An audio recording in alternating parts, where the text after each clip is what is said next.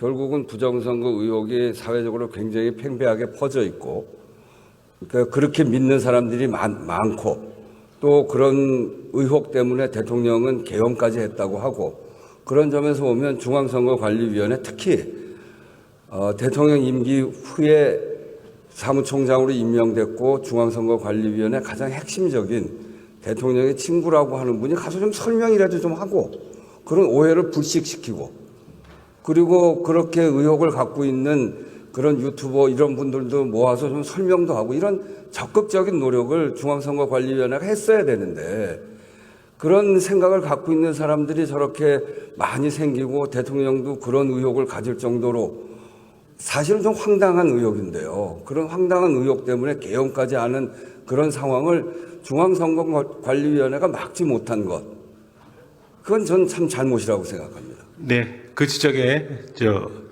공감하고 저희들이 제대로 국민들에게 그 선거제도에 대한 홍보라든지 부정선거에 대한 반박 이런 부분들을 제대로 수행하지 못한 부분은 저희들 스스로 인정하겠습니다. 그리고 지금과 같은 이 국론이 부려되는 사태에 저희 선관위도 책임이 있다라는 생각을 하고 있습니다. 다만 선거관리위원회의 기본적인 목표는 지금 공정선거관리에 있고 그 공정선거관리를 하기 위한 전제조건이 엄정 중립입니다. 그래서 제가 총장으로 와서도 제일 조심스럽게 생각했던 것이 그 선거관리위원회가 중립성 시비를 걸리면 제대로 공정한 선거관리를 의심받게 된다. 그래서 그 언행이라든지 이런 부분들을 최대한 그 양쪽 정당이나 이런 부분들의 그 오해를 사지 않도록 나름 중립을 지키려고 노력하다 보니까 너무 좀 소극적으로 대응한 부분도 있는 것 같습니다. 특히나 이렇게 사회적인 그 혼선을 만들어낼 수 있는 게 선거에서 부정이 있었다라고 하는 건 사회적으로 큰 혼선을 만들어낼 수 있는 거 아니겠습니까? 근데 특히나 저는 사무총장님이 대통령하고 동기고 친구고 또 그래서 누가 보더라도 대통령하고 가까운 분인데 이런 분이 나서서 적극적으로 부정선거가 없었다고도 이야기하고 대통령한테도 설명도 하고 그렇게 했어야 되는데 그렇게 하지 못했어요. 지금이라도 적극적으로 설명할 그 의사가 있나요?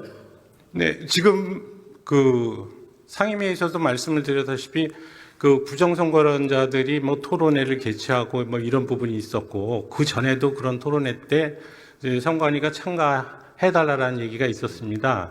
근데 그와 같은 어떤 일방적인 토론회에서는 저희 선거관리위원회의 주장이 제대로 맥히지가 않습니다.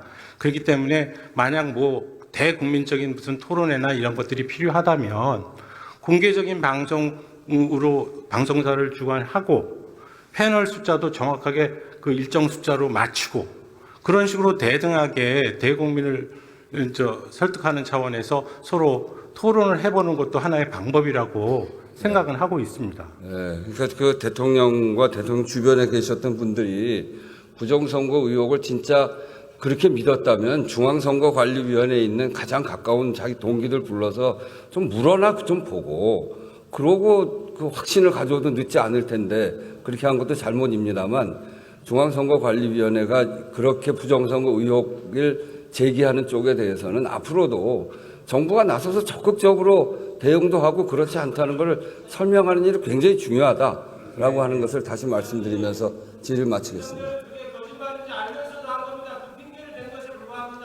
네, 이거 제가 얘기한 거는 아직도 유튜브 하는 사람들 중에 많은 사람들이 그렇게 믿고 있기 때문에